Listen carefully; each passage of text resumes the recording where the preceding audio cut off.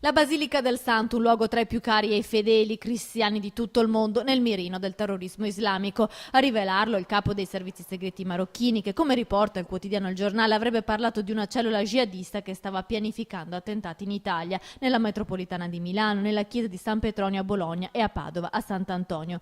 Mohamed Yassine Mansouri, da 9 anni alla guida degli 007 del Marocco, ha spiegato che la cellula terroristica interagiva con alcuni fiancheggiatori in Italia. Il gruppo, rassicura, è stato messo nelle condizioni di non nuocere. Cerca di rassicurare i fedeli anche il rettore della Basilica del Santo, padre Poiana. Avevo ricevuto una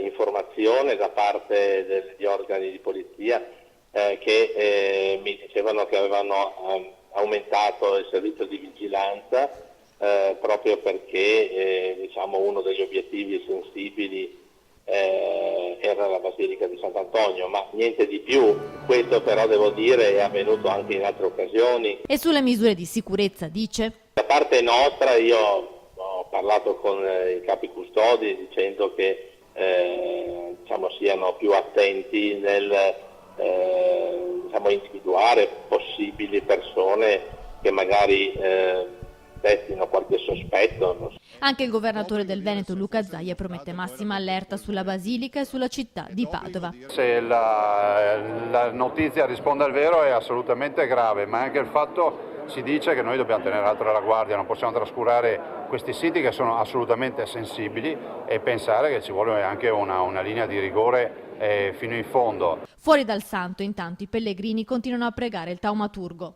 Queste cose non vanno proprio bene. C'è da pensare che questa gente arrivano anche a questo.